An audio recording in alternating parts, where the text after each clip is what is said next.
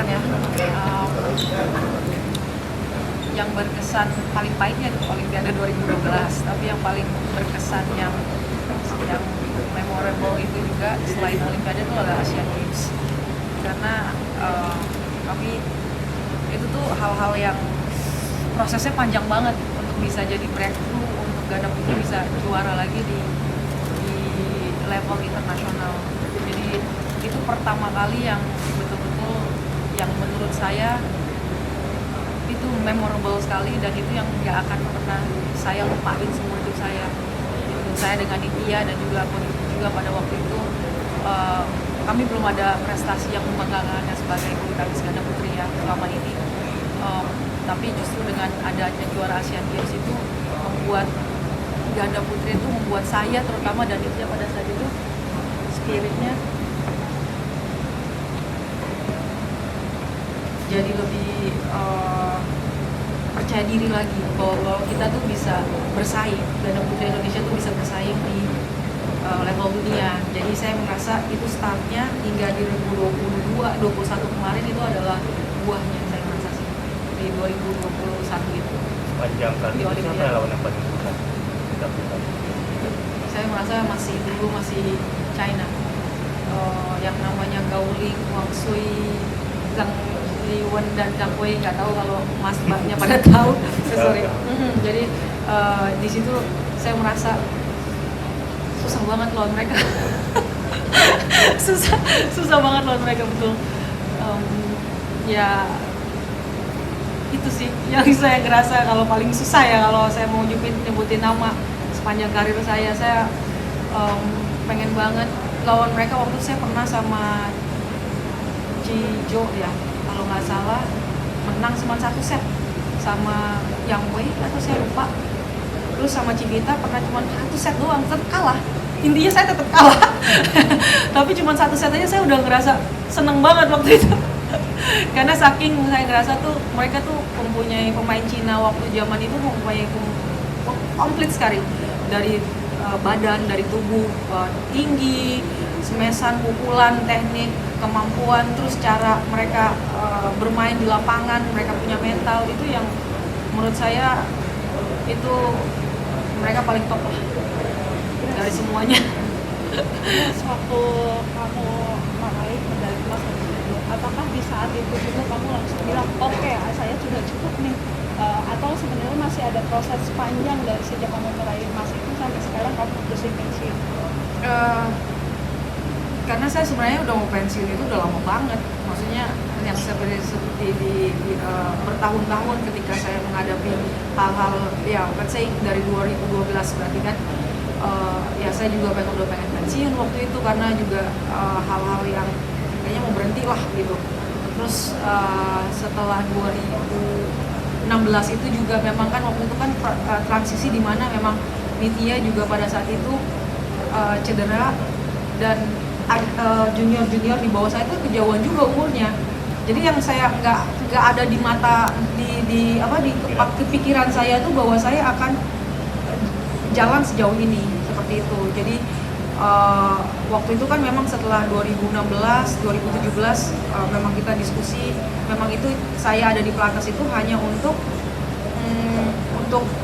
bertanding ngangkat adik-adik aja gitu, teman-teman yang di bawah gitu. Memang saya dalam 1 tahun itu dari sampai 2017 itu saya cuma dedikasikan, saya bilang juga waktu kan saya juga udah mau menikah, nggak jadi kan, tapi karena hal itu yang membuat saya bilang ya udah tunggu setengah tahun lah sampai 1 tahun deh, gimana nih perkembangan, kalau memang udah ada kira-kira yang bagus, seenggaknya mereka bisa bersaing lah sampai top 10, baru saya keluar.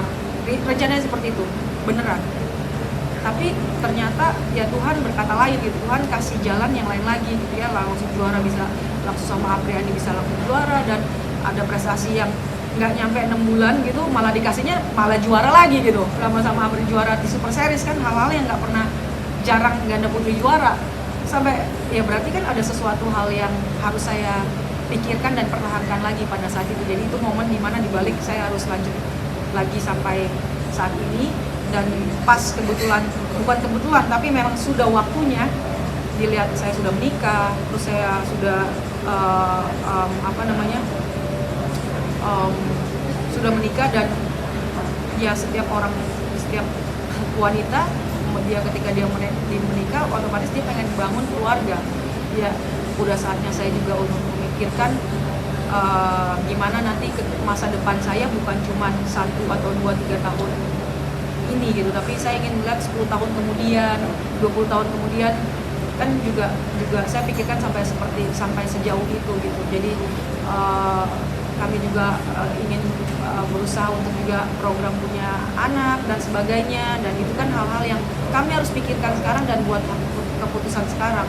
Nggak bisa ditunda lagi 2 tahun, 3 tahun, karena juga usia juga, ya hal-hal itu yang membuat pada akhirnya memang, makanya saya bilang itu ketika saya mau benar-benar udah kelar bulu tangkis tapi dikasih bonusnya gede banget sama Tuhan, dikasih juara olimpiade, kayaknya pas aja gitu untuk bisa menutup karir dengan sebuah prestasi gitu sih. Kenapa ini sebenarnya dari waktu itu juga saya udah bilang sama Ko Didi bahwa kayaknya habis olimpiade juga udah harus berhenti gitu, tapi berhentinya itu kapan kan, tapi nggak akan lama dari situ. Dan kemarin sehabis kejuaraan dunia kan, kejuaraan dunia nggak ikut, terus ada omongan dengan Ko Didi, dengan pengurus PBSI juga, bahwa nggak boleh ditinggalin dulu, nggak boleh berhenti saat itu. Karena kenapa? Karena kalau saya ketika saya keluar kan level dunia dengan Apriani itu kan akan hilang. Nanti Apriani dengan partner, apalagi sekarang ganda putri rankingnya jauh banget, nggak bisa ngangkat. Nanti mereka dari kualifikasi lagi dari bawah, sengaja ditunggu gitu. Jadi makanya waktu itu saya bilang, mungkin di sosial media saya bilang bahwa saya juga akan kasih tahu kenapa, alasannya kenapa saya masih main untuk nunggu ini, karena saya cuma nunggu aja, nunggu Apri sama Fadia dan adik-adik saya yang lain tanding supaya mereka dapat ranking gitu. Supaya kenapa saya dikasih ini, jadi supaya mereka dapat ranking, mereka nggak perlu dari bawah lagi, jadi mereka bisa langsung gitu. Nah, makanya kenapa bisa ikut Indonesia Master, Indonesia Open, kenapa saya nggak ikut Indonesia Master, Indonesia Open, itu hal yang sudah dipikirkan oleh kami. Dan pas juga sponsor juga bilang bahwa ya bikin sekalian farewell event kamu udah, oh gitu ya. Jadi saya, Ko Didi juga bilang ya kalau bisa, dan PBSI juga akhirnya menyambuti ini semua, dan yaudah Indonesia Master aja. Jadinya seperti itu. Jadi pas tanggal 12 aja, kapan nih ininya baiknya, kenapa nggak Indonesia Open, di Indonesia Open? Nanti Indonesia Open biasanya nanti kalau udah ada yang kalah pemain internasional, mereka langsung pulang. Jadi kenapa dibuatnya di Indonesia Master? Jadi karena mereka masih ngumpul di situ dan mereka masih perlu latihan kan di sini, jadi mereka nggak akan kemana-mana. Jadi hal-hal itulah yang membuat kenapa sampai ya penutupannya di Indonesia Master itu gitu sih. Kenapa saya menunggu setengah tahun ini, ya karena untuk ganda putri adik-adik itu Apriani dan yang siapapun partner dia waktu itu bisa main di level Super 1000 juga mereka bisa. Kemarin kan sebenarnya dia bisa main di level ya Indonesia Open ini, dia bisa main kan. Jadi karena ada ranking dari saya dengan Apriani. Kalau saya udah langsung keluar announcement BWF itu sepertinya langsung take down ya. Biasanya seperti itu kan, langsung take down ranking kami. Jadi Apriani akan mulai lagi dari bawah. Jadi hal itu yang kami consider aja satu sama lain gitu.